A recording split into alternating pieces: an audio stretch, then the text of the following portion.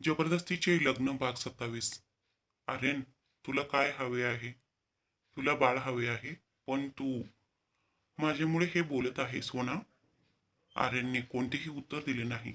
पण कृतिका पुढे म्हणाली, आईने मला सांगितले आहेत की तुला लहान मुलं खूप आवडतात. मग तू मला का पाठिंबा देत आहेस? कृतिकाचे बोलणे ऐकल्यानंतर आर्यन काही वेळ गप्प बसला. कृतिका आर्यनच्या प्रत्येक हावभावाचे बारकाईने निरीक्षण करत होती. काही वेळ गप्प राहिल्यानंतर आर्यनने कृतिकाचा हात दोन्ही हातात धरला आणि तिच्या डोळ्यात न पाहता म्हणाला, हो, मला मुले आवडतात. हे खरे आहे. विशेषत मुली. कृतिकाच्या लक्षात आले की तो मुलाबद्दल बोलताच आर्यनच्या डोळ्यात एक वेगळीच चमक होती. याचा अर्थ असा की तो तिच्या आग्रहावरूनच गर्भपात करायला परमिशन दिला. मग आर्यन पुढे बोलला आणि हलक्या स्मित हास्यासह म्हणाला, पण माझ्यासाठी तुझ्यापेक्षा कोणीही महत्वाचे नाही. आणि जर तुला आता मूल नको असेल तर मलाही मुलाची गरज नाही. कारण माझी कृतिका माझ्यासाठी सर्व काही आहे. आणि जेव्हा तू मुलासाठी पूर्णपणे तयार होशील तेव्हा आपण मुलाबद्दल विचार करू. तोपर्यंत आपण दोघेही एकमेकांसाठी पुरेसे आहोत. असे म्हणत त्याने कृतिकाचा हात सोडला आणि गाडी सुरू केली. कृतिका अजूनही आर्यनच्या शब्दांमध्ये हरवली होती. तो तिच्यावर इतकं प्रेम करत होता का, की तो तिच्या आनंदासाठी काहीही करायला तयार आहे. हे विचार करून कृतिकाचे मन भरून आले. पण तिच्या चेहऱ्यावर असं कोणतेही दिलासा नव्हता. ती अजूनही तिच्या मनात आणि हृदयात गुंतलेली होती. ती कदाचित गर्भपात करावं की नाही हे ठरवू शकत नव्हती. एकीकडे तिचे मन म्हणत होते की तिने गर्भपात करावा, कारण मूल झाल्यानंतर तिची स्वप्ने पूर्ण होणे कठीण आहे. कारण मुलाची संपूर्ण जबाबदारी तिच्यावर येईल. तर तिचे हृदय म्हणत होते की तिने गर्भपात करू नये, कारण घरचे किती आनंदी आहेत. कृतिका ह्या सर्व गोष्टींमध्ये इतकी हरवली होती की तिला हे देखील कळले नाही की गाडी खूप आधी थांबली आहे आणि आर्यन गाडीतून उतरला आहे आणि तिची बाहेर येण्याची वाट पाहत आहे. आर्यनने पाहिले की कृतिका गाडीतून बाहेर पडत नाही, म्हणून त्याने कृतिकाचा हात धरला आणि दुसऱ्याच क्षणी त्याने तिला उचलून घेतले. मग कृतिका शुद्धीवर आली आणि आर्यनला म्हणाली, आर्यन, तू काय करतोयस? मला खाली उतरव. कृतिकाचे बोलणे ऐकून आर्यन चिडला, पण त्याने कृतिकाला काहीही बोलले नाही आणि तिला घेऊन जाऊ लागला.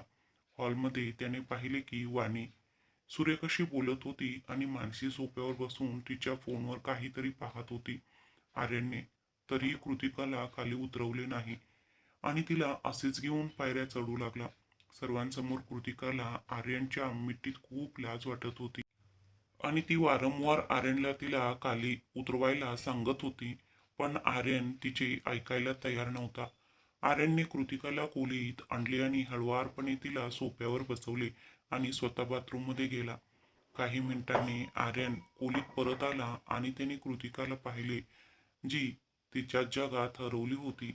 आर्यन कृतिकाकडे आला आणि तिच्या खांद्यावर हात ठेवून म्हणाला, काय झालं? तू वारंवार काय विचार करत आहेस? कृतिका तिच्या विचारांमधून बाहेर आली आणि म्हणाली, काही नाही, मी फ्रेश होऊन येते. असे म्हणत कृतिका सोफ्यावरून उठली आणि वॉशरूममध्ये गेली. रात्रीची वेळ. जेव्हा आर्यन जेवण करून खोलीत आला तेव्हा त्याने पाहिले की कृतिका बेडवर पडली होती आणि खूप अस्वस्थ दिसत होती. आर्यनला खूप वेळापासून लक्षात येत होते की कृतिका हॉस्पिटलमधून परत आल्यापासून ती वेगळीच दिसत होती. आज ती दिवसभर तिच्या खोलीत राहिली आणि तिने नीट जेवणही केले नाही. म्हणूनच आर्यन कृतिकासाठी खोलीत जेवण आणले, कारण त्याला चांगलेच माहीत होते की त्याची बायको रिकाम्या पोटी अजिबात झोपत नाही. आर्यनने जेवणाची प्लेट नाईट स्टँडवर ठेवली आणि कृतिकाजवळ येऊन बेडवर बसला आणि तिचे डोके त्याच्या मांडीवर ठेवले आणि हळूहळू तिच्या केसात हात फिरवू लागला, ज्यामुळे कृतिकाला खूप बरे वाटले. तिच्या घरीही जेव्हा जेव्हा ती खूप अस्वस्थ व्हायची तेव्हा रेखा नेहमीच तिच्या डोक्याला मालिश करायची, ज्यामुळे तिला खूप बरे वाटायचे आणि तिला एक वेगळ्या प्रकारची शांती मिळायची. कृतिकाने डोके वर करून आर्यनच्या चेहऱ्याकडे पाहिले, ज्यावर कोणत्याही प्रकारचे भाव नव्हते. त्याच्या मनात काय चालले आहे हे सांगणे खूप कठीण होते. बराच वेळ गप्प राहिल्यानंतर आर्यन शेवटी कृतिकाला म्हणाला, काय झाले कृतिका? तू हॉस्पिटलमधून आल्यापासून कुठेतरी हरवली आहेस. तू नीट जेवणही केले नाहीस. काय झाले तुला? आर्यन विचारल्यावर कृतिकाने तिचे डोके त्याच्या मांडीवरून काढले आणि त्याचे शब्द टाळत म्हणाली, आर्यन, असं काही नाही. मी थोडी थकली आहे आणि मला खूप झोपही येत आहे. हे बोलून कृतिका आर्यनच्या उत्तराची वाट न पाहता बेडवर झोपली. तिची पाठ आर्यनकडे होती. आर्यनला समजले की कृतिका तिच्या गरोदरपणाबद्दल खूप काळजीत आहे. आर्यनने तिला काहीही न बोलता बेडवर त्याच्या जागेवर झोपला. पण झोप दोघांचेही डोळ्यापासून कोसो दूर होती. बराच वेळ जेव्हा कृतिकाला झोप आली नाही तेव्हा तिने वळून आर्यनकडे पाहिले, ज्याचे दोन्ही डोळे बंद होते. कृतिकाने काही सेकंद विचार केला आणि आर्यनचं एक हात तिच्या छातीवर होता, जो तिच्या डोक्याखाली ठेवला आणि तिने त्याच्या छातीला चिकटून दोन्ही डोळे बंद केले. आर्यनच्या चेहऱ्यावर हास्य आले. तो झोपला नव्हता. त्याने फक्त डोळे बंद केले होते. जेव्हा आर्यनने डोळे उघडले तेव्हा त्याने पाहिले की कृतिका काही मिनिटातच झोपी गेली होती. हे पाहून आर्यनचं मन शांत झालं आणि त्यानेही डोळे मिटले. दुसऱ्या दिवशी सकाळी हॉस्पिटलमध्ये गर्भपाताची सर्व तयारी सुरू होती. फक्त कृतिकाला शिफ्ट करायचे बाकी होता. आर्यन बाहेर तिची वाट पाहत होता. तोही कृतिकासोबत आत येऊ इच्छित होता, पण कृतिकाने त्याला नकार दिला आणि इच्छा नसतानाही आर्यनला बाहेरच राहावे लागले. कृतिका हॉस्पिटलच्या ड्रेसमध्ये वॉर्डमधील बेडवर विचार करत पडली होती. पुढे काय होईल हे तिला माहीत नव्हते. तेवढ्यात एक नर्स तिच्याकडे आली. त्या नर्सला माहीत नव्हते की कृतिका तिचा गर्भपात करणार आहे. कृतिकाच्या पोटाकडे पाहून नर्सला समजले की कृतिका प्रेग्नेंट आहे आणि कदाचित तिच्या तपासणीसाठी आली असेल. नर्सने कृतिकाकडे पाहून हसत हसत म्हणाली, you are going to be a mother. नर्सचे बोलणे ऐकून कृतिका नर्सकडे पाहत मंद हास्य करत म्हणाले, येस. हे ऐकून नर्सच्या चेहऱ्यावर हास्य आले आणि ती कृतिकाकडे येऊन म्हणाली, तुला माहिती आहे, प्रत्येक स्त्रीला आई व्हायची असते, पण सर्वांनाच आनंद मिळत नाही. पण कृतिकाने कोणतेही उत्तर दिले नाही. ती आधीच खूप अस्वस्थ होती. मग नर्सने तिला तिचं ड्रेस थोडा वर करायला सांगितले. सुरुवातीला कृतिकाला समजले नाही की तिला नर्सला काय करायचे आहे. पण तरीही तिने नर्सचे म्हणणे ऐकले आणि तिचा ड्रेस थोडं वर केला. नर्सने तिच्या फोटावर जेल लावले आणि मशीन फिरवू लागली. कृतिका आश्चर्याने सर्व काही पाहत होती.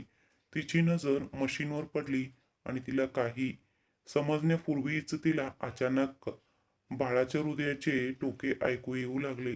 बाळाच्या हृदयाचे टोके ऐकून कृतिकाच्या चेहऱ्यावर हलकेसे स्मित हास्य आले आणि तिचे डोळे ओले झाले. तिने डोळे फिरवून मशीनकडे पाहिले. मग नर्सने तिच्या फोटांवरून मशीन काढली आणि तिला कृतिकाच्या चेहऱ्यावरचा आनंद दिसला.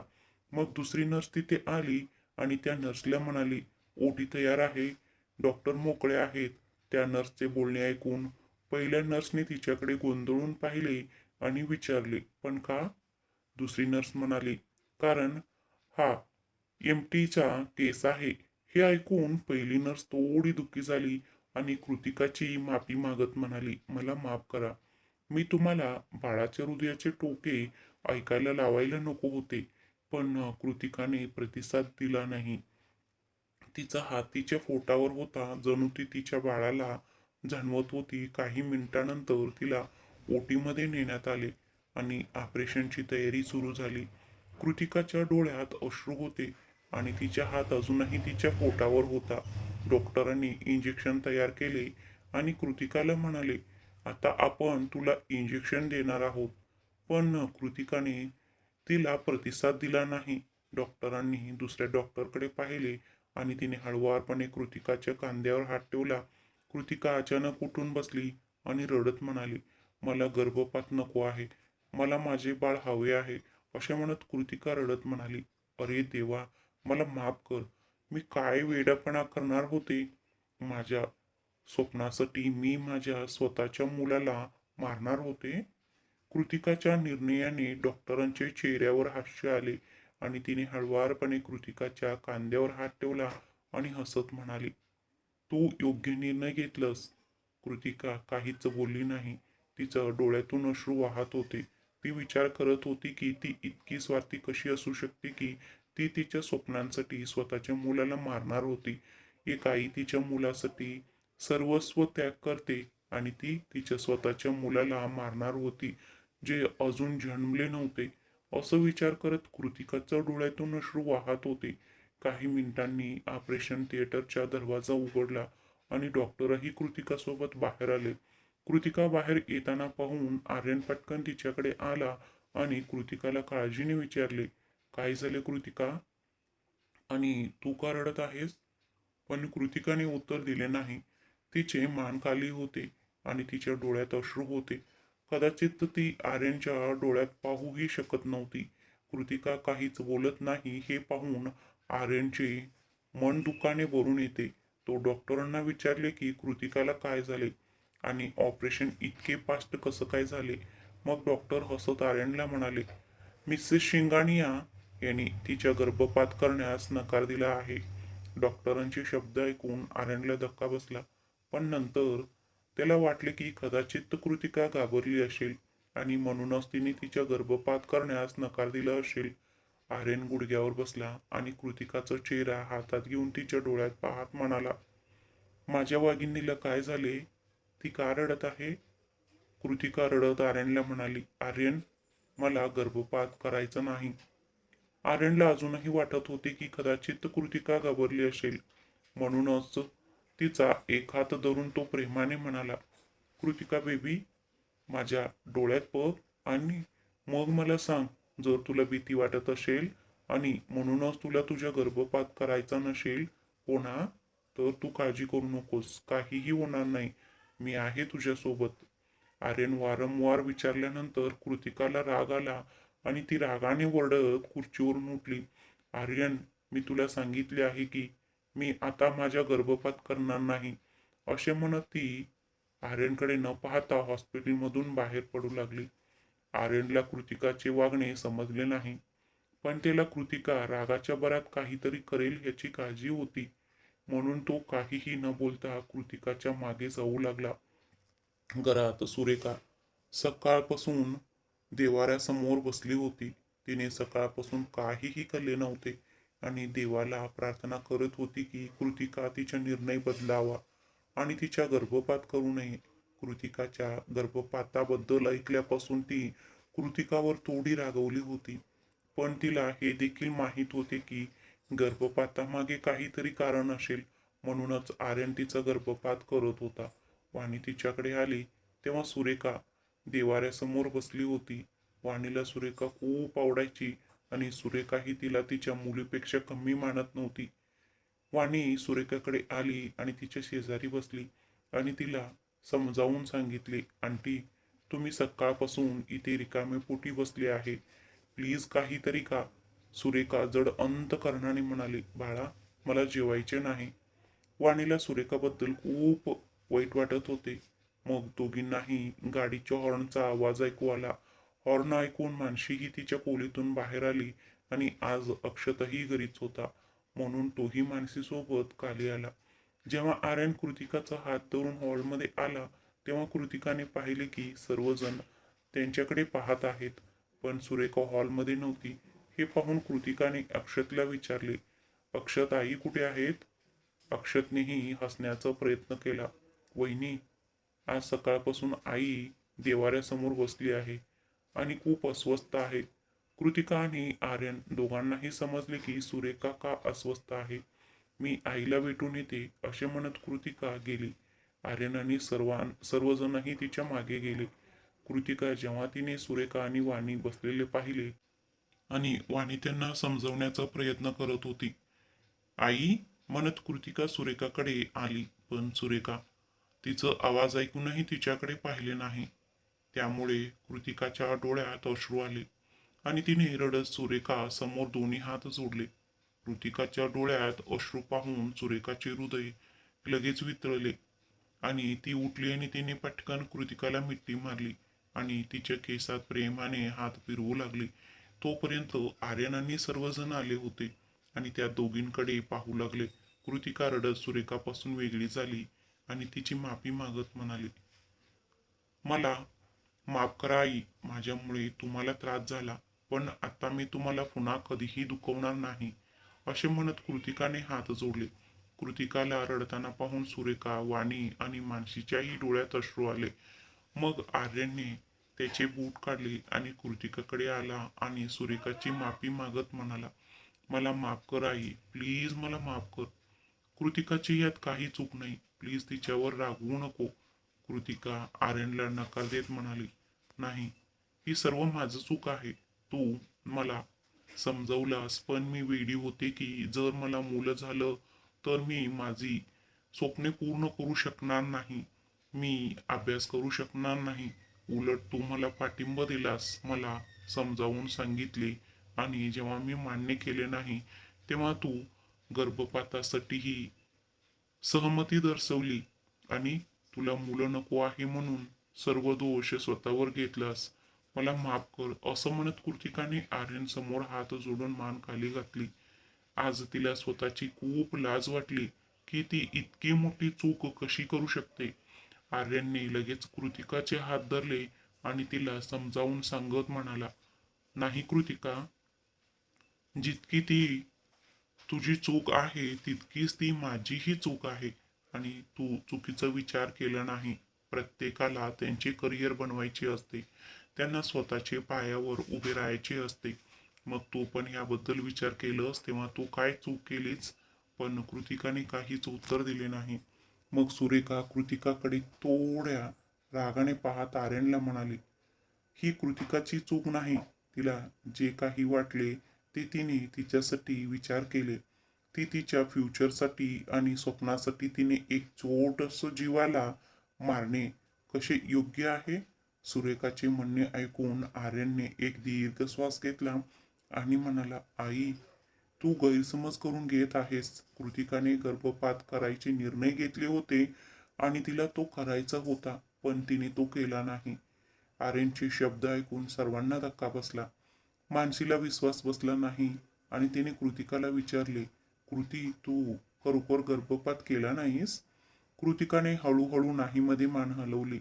थोड्या वेळापूर्वी जिथे सर्वांचे चेहरे उदास होते तिथे आता कृतिकाचा नकार ऐकून सर्वांचे चेहरे आनंदाने सुरेखा उजळले. कृतिकाला पटकन मिठी मारली. आता त्यांच्या कृतिकावरील राग पूर्णपणे नाहीसा झाला होता. सुरेखा तिला मिठी मारल्यानंतर कृतिका खूप भावनिक झाली. मानसी, वाणी आणि दोघींनीही कृतिकाला मिठी मारली. तिच्या एका चुकीच्या निर्णयामुळे तिचे कुटुंब काही वेळ तिच्यावर रागवले होते, परंतु तिच्या एका योग्य निर्णयामुळे तिच्या कुटुंबात पुन्हा पूर्वीसारखा आनंद पसरला.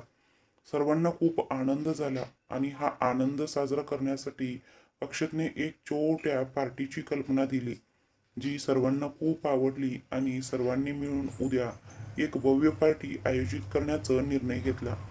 पार्टीचे नाव ऐकताच मानसीचे डोळे आनंदाने चमकले, कारण तिला नेहमीच पार्टी करायला आवडते आणि तिने तिच्या घरच्यांना घरी पार्टी करायला अनेकदा सांगितले होते, पण प्रत्येक वेळी तिला नकार ऐकायला मिळत होते.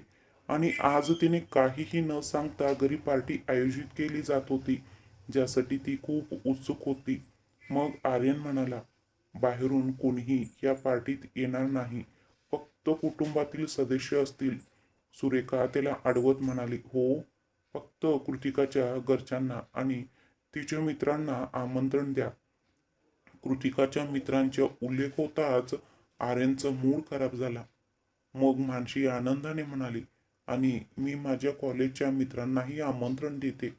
सुरेखा आनंदाने हसत म्हणाली, हो, तूही बोलाव. असे म्हणत तिने वाणीकडे पाहिले, जी त्यांचे आनंद पाहून हसत होती. सुरेखा अक्षतला ऑर्डर दिली आणि म्हणाली, उद्याचं पार्टीसाठी वाणीला एक चांगलं ड्रेस घे, कंजूस होऊ नकोस. सुरेखाचे बोलणे ऐकून अक्षत हळूच हसला आणि हो मध्ये मान हलवली. मग वाणीने सुरेखाला नकार दिला आणि म्हणाली, नाही आंटी, याची काही गरज नाही. माझ्याकडे खूप कपडे आहेत, मी त्यापैकी कोणतेही एक घालेन. वाणीला तिच्यामुळे त्यांना कोणतेही अडचण येऊ नये किंवा त्यांनी त्यांचे पैसे तिच्यावर अनावश्यकपणे खर्च करावेत असे वाटत नव्हते. मग आर्यनने वाणीकडे पाहिले आणि हसत म्हणाला, आता तूही या कुटुंबाचं एक भाग आहेस. याची गरज का नाही? आणि मी तुला माझी बहीण म्हटली आहे म्हणून तुला सर्व अधिकार आहेत. असे म्हणत आर्यनने अक्षतकडे पाहिले आणि म्हणाला, अक्षत, वाणीला शॉपिंग करायला घेऊन जा आणि तिचे कपडेच नाही तर तिला मॅचिंग ज्वेलरी आणि मॅचिंग हिल्स देखील घेऊन दे. ही तुझी जबाबदारी आहे. आर्यन अजूनही बोलत असतानाच मानशी बोळ्या निरागस चेहऱ्याने आर्यनकडे आली आणि म्हणाली, आणि भाऊ, माझ्याकडे एकही ड्रेस नाही आणि माझ्याकडे मॅचिंग ज्वेलरी पण नाहीत. मी काय घालू? खरं तर मानशीचे संपूर्ण वार्डरोब तिच्या कपड्यांनी भरलेला होता आणि त्यात काहीही ठेवण्यासाठी जागा नव्हती. पण मानसीला उद्याच्या पार्टीसाठी अजूनही नवीन ड्रेस हवा होता. मानसीचं बोळा निरागस चेहरा पाहून आर्यनने तिला नकार दिला नाही आणि अक्षतलाही तिला ड्रेस आणण्यास सांगितले. मानसीने आनंदाने आर्यनला मिठी मारली. काही मिनिटांनंतर आर्यनने कृतिकाला खोलीत आणले आणि तिला थोडा वेळ विश्रांती घेण्यास सांगितले आणि स्वतः वॉशरूममध्ये गेला. काही मिनिटांनंतर आर्यन वॉशरूममधून बाहेर आला आणि कृतिका पोटावर हात ठेवून सोफ्यावर बसलेली दिसली. तिच्या पोटात जणू काही तिला तिच्या बाळाची जाणीव होत होती आणि तिच्या चेहऱ्यावर शांतता होती. आर्यन हळूहळू तिच्या जवळ आला आणि सोफ्यावर बसला आणि हळूहळू तिच्या खांद्यावर हात ठेवून म्हणाला, काय झालं कृतिका? काय त्रास होत आहे का? आर्यनचे बोलणे ऐकून कृतिका त्याच्याकडे हसत हसत पाहत त्याच्या खांद्यावर डोके ठेवून म्हणाली, आज मला आई होण्याची भावना किती खास वाटते. आज जेव्हा मी पहिल्यांदा माझ्या बाळाची हार्टबीट ऐकले तेव्हा मला किती आनंद झाला हे मी तुला सांगू शकत नाही. मला असे वाटले की मला जगातले सर्व आनंद मिळाले आहेत आणि आता मला माझ्या बाळाशिवाय दुसरे काहीही नको आहे. मला फक्त माझे बाळ हवे आहे. आणि आर्यन, मी एका चांगली आई बनण्याचं सर्वतोपरी प्रयत्न करेन. कृतिकाचे म्हणणे ऐकून आर्यनने तिचा एक हात हातात घेतला आणि तिच्या डोळ्यात पाहत म्हणाला, आणि मी एक चांगला नवरा आणि एक चांगलं बाबा बनण्याचं सर्वतोपरी प्रयत्न करेन. मी तुला किंवा आमच्या भावी बाळाला कधीही कोणतेही प्रॉब्लेम्स येऊ देणार नाही, हे माझे तुला वचन आहे. कृतिकाने हसून आर्यनला मिठी मारली आणि आर्यननेही तिला आपल्या मिठीत घेतले. आज तो देखील खूप आनंदी होता. दुसरीकडे अक्षत, वाणी आणि मानशी तयार झाले आणि शॉपिंगसाठी निघाले. काही तासांनी तिघेही मॉलमध्ये पोचले. मॉलमध्ये पोचल्यानंतर मानसी स्वतःसाठी पार्टीवेअर ड्रेस चॉईस करण्यासाठी गेली. अक्षत हसला आणि वाणीला म्हणाला, वाणी, तुला जे आवडेल ते मला सांग. वाणीने अक्षतला नकार दिला, नाही अक्षत, मी तुला शॉपिंग करायला नको म्हणून सांगितले होते. मला खरोखर त्यांची गरज नाही. वाणी पुन्हा आग्रह करत असल्याचे पाहून अक्षतने तिचं हात धरला आणि तिला काउंटरवर आणले आणि तिथे उभ्या असलेल्या सेल्स गर्ल्सना वाणीच्या साईजचे किमान 20 पार्टीवेअर ड्रेस आणण्यास सांगितले आणि वाणीला जबरदस्तीने ड्रेस ट्रायल रूममध्ये पाठवले. वाणी तिला नकार देत राहिली पण अक्षतने ऐकले नाही आणि तिथे ठेवलेल्या सोफ्यावर आरामात बसला. जेव्हा मॉल मॅनेजरला कळले की अक्षत शिंगानिया आपल्या फॅमिली सोबत मॉलमध्ये आला आहे म्हणून तो घाईघाईने इथे आला आणि अक्षतसाठी चहा आणि कॉफी मागवली. काही मिनिटांनी एका कामगाराने अक्षतला एक कप कॉफी दिली आणि अक्षत हसत कॉफी पिऊ लागला. मग वाणी ट्रायल रूममधून बाहेर आली. तिने हलक्या गुलाबी रंगाच्या पार्टीवेअर ड्रेस घातला होता ज्यामध्ये तिचे सौंदर्य आणखी खुलून दिसत होते. पण लाजाळूपणामुळे तिचे डोळे काली होते. जेव्हा अक्षतने वाणीला त्या ड्रेसमध्ये पाहिले तेव्हा तो तिच्यात इतकं हरवून गेला की तो डोळे मिचकावूनही विसरला. जेव्हा वाणीला कोणाची नजर तिच्यावर पडल्याचे जाणवले तेव्हा तिने डोके वर करून अक्षतकडे पाहिले जो तिच्याकडे पाहत होता. हे पाहून वाणीचे हृदय एकदम फास्ट धडधडू लागले आणि तिचा चेहरा हलका गुलाबी झाला आणि तिच्या चेहऱ्यावर हलकेसे हास्य आले. दोघंही एकमेकांकडे पाहत होते. मग मानशी त्यांना शोधत तिथे आली आणि जेव्हा तिने तिथले दृश्य पाहिले तेव्हा तिच्या डोळ्यांना आश्चर्य वाटले. जो नेहमी मुलीपासून पळून जात असो तो आज एका मुलीमध्ये इतकं हरवून गेला होता की त्याला त्याच्या आजूबाजूला कोण आहे की नाही त्याची काहीच पर्वा नव्हती. हे पाहून मानशी हसली आणि अक्षत जवळ आली आणि कोपऱ्याने हळुवारपणे त्याला धक्का देत म्हणाली, भाऊ, तोंड बंद कर, नाहीतर तुझ्या तोंडात माशी जाईल. असे म्हणत मानशी खोडकरपणे हसायला लागली. अक्षत आणि वाणी दोघंही शुद्धीवर आले. अक्षत लाजून मानशीला म्हणाला, गप्प बस उंदीर, असं काही नाहीये. आणि तू तुझी शॉपिंग केली आहेस का? मानशी हसत म्हणाली, मग काय, तुमच्यासारखे. असे म्हणत मानसीने अक्षतकडे आणि नंतर वाणीकडे पाहिले, जी लाजेने डोळे खाली करून उभी होती. अक्षतने वाणीसाठी तो ड्रेस निवडला आणि तिथेच मॅचिंग हिल्स आणि ज्वेलरी देखील घेतली आणि त्याने कृतिका, आर्यन, सुरेखा आणि मनीषसाठी पार्टीसाठी कपडेही खरेदी केले. काही तासांनी ते मॉलमधून बाहेर पडले आणि एका रेस्टॉरंटमध्ये गेले. तिथे जेवण केल्यानंतर ते घरी निघाले. संध्याकाळची वेळ होती. कृतिका सुरेखा सोबत स्वयंपाक करत होती. सुरेखा मनीषीसाठी कॉफी आणि स्नॅक्स बनवत होती.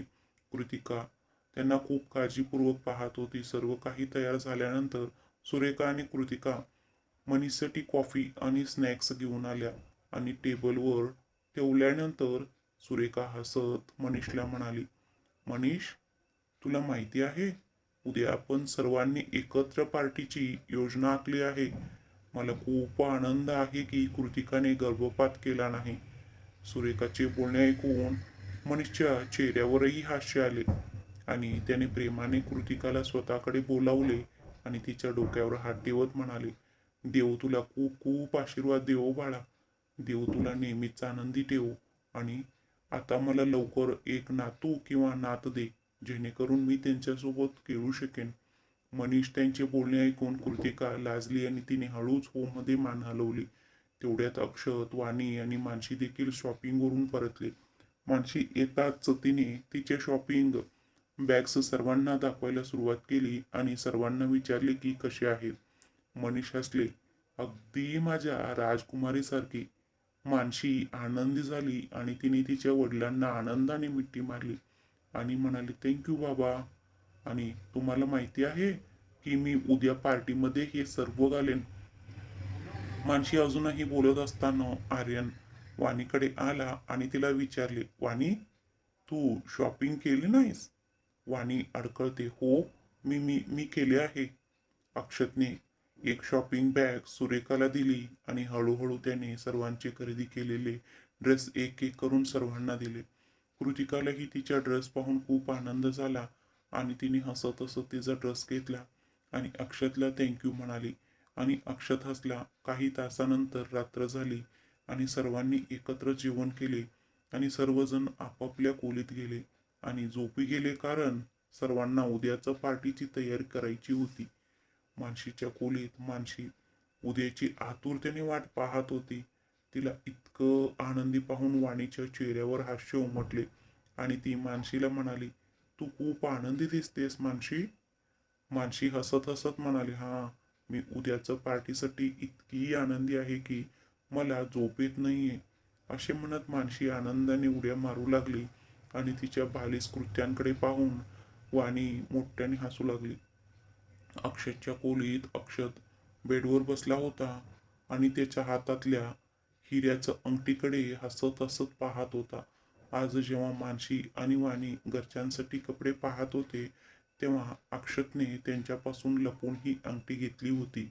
अक्षत अजूनही अंगठीकडे पाहत होता तेव्हा त्याच्या कानात आवाज आला, तू असेच गुपचूप पाहत राहणार की तिला प्रपोज करणार?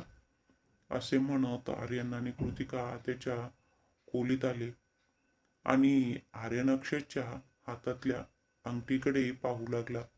मग कृतिका हसत अक्षतला म्हणाली, तर तू वाणीला कधी प्रपोज करणार? अक्षत हसत हसत कृतिका आणि आर्यनकडे पाहत म्हणाला, उद्या पार्टीत सर्वांसमोर. अक्षतचे बोलणे ऐकून आर्यन आणि कृतिका हसली आणि दोघांनीही हसत अक्षतला प्रोत्साहन दिले आणि ऑल द बेस्ट म्हटले. थँक्यू भाऊ अँड वहिनी. जर तुम्ही दोघे नसता तर हे कधीच शक्य झाले नसते. आर्यनने कृतिकाच्या खांद्यावर हात ठेवत अक्षतला म्हणाला, ठीक आहे, आता तू आरामात झोप आणि आपण दोघेही आपल्या खोलीत जाऊ. Good night. Okay. Good night भाऊ अँड गुड नाईट वहिनी. कृतिका गुड नाईट म्हटल्यानंतर आर्यन आणि कृतिका अक्षयच्या खोलीतून निघून गेले. खोलीबाहेर कृतिका आर्यनकडे तक्रार करत म्हणाली, तुझ्या भावाकडून काहीतरी शिक. तू आजपर्यंत मला कधीही प्रपोज केले नाहीस. असे म्हणत कृतिका रागाने तिथून निघून गेली आणि बिचारा आर्यन तिला जाताना पाहत राहिला.